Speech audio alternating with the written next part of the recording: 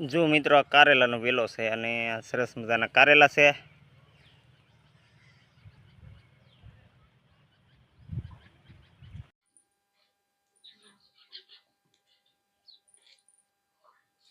હાલો મિત્રો નમસ્કાર।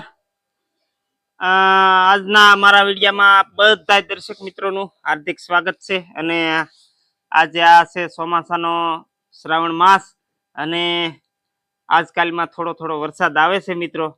તો આજે આપણે રસોઈની અંદર સાદું ને સિમ્પલ તો કે કારેલાનું શાક બનાવવાનું છે। જો આપણે આ કારેલા આપણી વાડીએ હજી નથી થયા પણ આપણે વેચતા લાવેલા છીએ અને વાડીએ ઘણા જ બધા કારેલાના વેલા છે પણ હજી કારેલા નથી પડતા। આપણે આ વેચતા લાવેલા છીએ એટલે આજે કરીશું કારેલાનું શાક અને આપણે આખા કારેલાનું શાક કરવાનું છે। તો પહેલા આપણે આ બધા કાકર પાડી નાખવાના આવી રીતે અને આને આ બાફા મૂકવાના છે। પહેલા બાફી અને પછી આની અંદર ચણાનો લોટ અથવા સેવલી અને મસાલો એવું ભરીને ફરી પાછાને વઘારી નાખવાના આવું બધું એટલે આમાંથી કડવાટ બધો જતો રહેશે બાફાથી।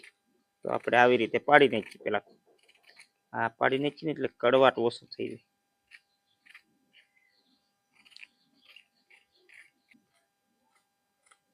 અને આવી રીતે કાંકર પડી જાય ને પછી આની અંદરથી આપણે બધા બીબડાની કાઢી નાખવાનો આવી રીતે આમ કરી હોય ને આમાં તો હાથેથી નીકળી જાય। આવી રીતે બધા કારેલાનું આપણે કાઢી નાખવાનું આમ સીરિયા કરી। હાલો મિત્રો તો આપણે આના પેલા કાંકર પાડીને આવી રીતે ચૂલે જઈએ અને આને પહેલાં બાફા મૂકવા પડશે એટલે બાફીને પછી આનું પાણી કાઢી નાખવાનું અને પાણી કાઢીને પછી આની અંદર મસાલો ભરવાનો અને પછી પાછા વઘારવાના।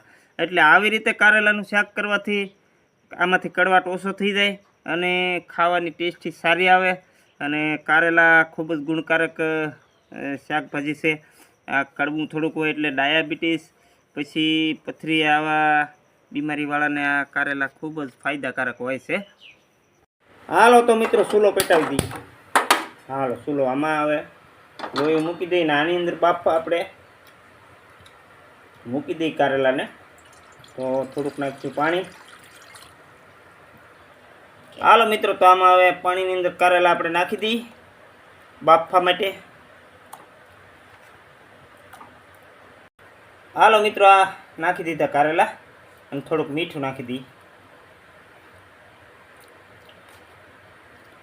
હવે આને મિત્રો સીપું ટાંકી દઈએ હમણાં। હાલો મિત્રો જોઈ લઈએ કારેલા બફાણા કે એમ। હા હાલો જો સંપૂર્ણ રીતે બફાઈ ગયા છે। હવે આપણે નીચે ઉતારી અને આમાંથી આપણે પાણી બહાર કાઢી નાખવાનું। હાલો આ હેઠે ઉતારી નાખ્યું અને હવે આમાંથી પાણી આપણે એક વાટકામાં કાઢી લઈએ।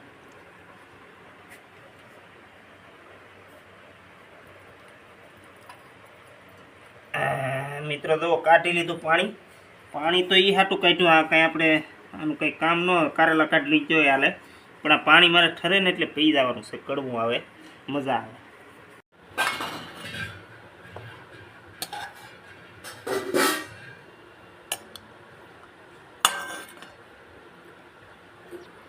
હાલો મિત્રો કારેલા છે ને આ થાળીમાં કાઢી લીધા આપણે અને હવે થોડી વાર ઠરવા દઈએ ને અને પછી આની અંદર આપણે તૈયાર કરેલો મસાલો ભરવાનો છે।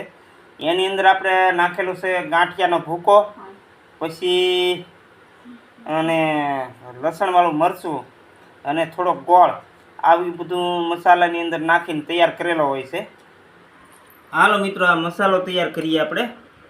હવે આમાં ગોળ ગાંઠિયાનો ભૂકો અને થોડુંક મરચું એવું બધું નાખવાનું છે।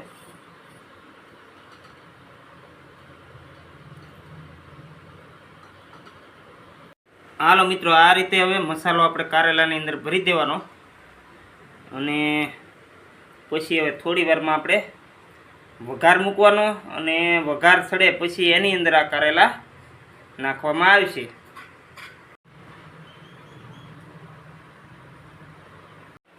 હાલો મિત્રો બધાય કારેલામાં આપણે મસાલો ભરી દીધો। હવે આપણે થોડી જ વારમાં ચૂલો સળગાવી અને પાછું લોયું મૂકી દઈએ। હાલો મિત્રો ચૂલો હળગાવી દીધો, લોહી મૂકી દઈએ. હાલો મિત્રો આમાં તેલ નાખી દઈએ.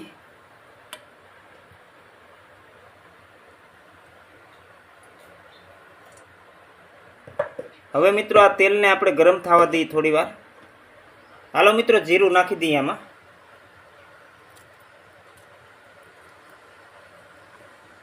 જીરું નાખી દીધું. હવે થોડીક નાખીશું વઘાણી.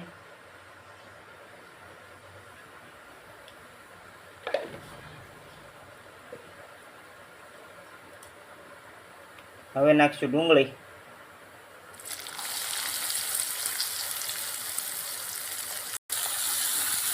હલાવતા રહીએ આને.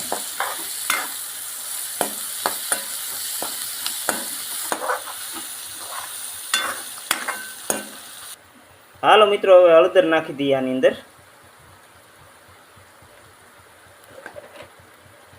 થોડુંક મીઠું નાખી દઈએ.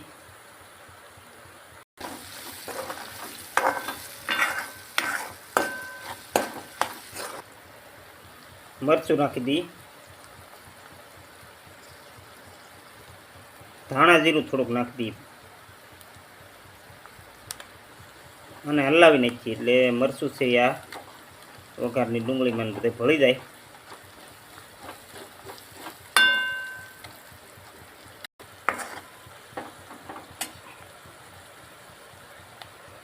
હાલો મિત્રો આમાં છે ને થોડુંક આપણે પાણી નાખવું પડશે. હલાવી નાખીએ એટલે આ વઘારામાં ભળી જાય. એટલે કારેલાની અંદર આ પાણી રહેતું થઈ જાય એટલે કારેલા સૂકી જશે આ પાણીને. અને આનું શાક છે ને મિત્રો આ કોરું જ થશે, ભરેલા કારેલાનું શાક. હાલો મિત્રો વઘાર છે ને પાકવા આવ્યો ને હવે આમાં થોડી વારમાં આપણે કારેલા નાખી દઈએ. હાલો મિત્રો કારેલા નાખતા થઈએ એની અંદર આવી રીતે.